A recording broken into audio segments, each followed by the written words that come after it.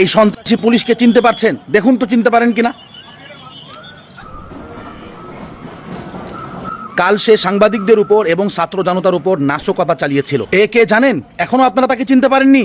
দেখুন সে জুলাইয়ে কি করেছিল এবং কি বলেছিল। দেখুন।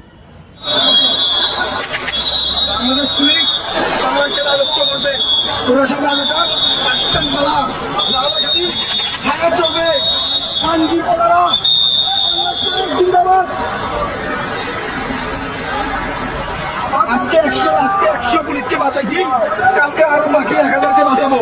আর এটা খুলি বাংলাদেশের রাজত্ব করবে।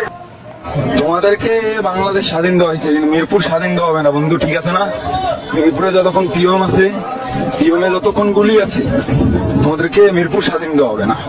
কত বড় শিয়ানা তোমরা চলে আসো মিরপুরে। খোদার কসম, আমি ভেবেছিলাম যে ইন্টিরিম সরকার এই পুলিশকে বরখাস্ত করেছে বা এই ধরনের আরো যত সন্ত্রাসী পুলিশ আছে তাদেরকে বরখাস্ত করেছে, কিন্তু এই ভিডিও দেখার পর আমার দৃঢ় বিশ্বাস জন্মেছে এই ধরনের সন্ত্রাসীদেরকে তারা বরখাস্ত তো করেইনি, বরং তারা তাদেরকে বহাল তবিয়াতে রেখে দিয়েছে, যাতে করে জনগণের উপর, ছাত্র জনতার উপর, সাংবাদিকদের উপর এ ধরনের নাশকতা চালাতে পারে। প্রিয় অডিয়েন্স, এই ভিডিও শেয়ার করুন এবং পুরো বাংলাদেশের সকল জনগণকে দেখার সুযোগ করে দিন যে বাস্তব সত্য হলো এটাই যে কোনো সন্ত্রাসী পুলিশ বরখাস্ত হয়নি, বরং তাদেরকে বহাল তবিয়াতে রেখে দেওয়া হয়েছে জনগণের উপর নাশকতা চালানোর জন্য।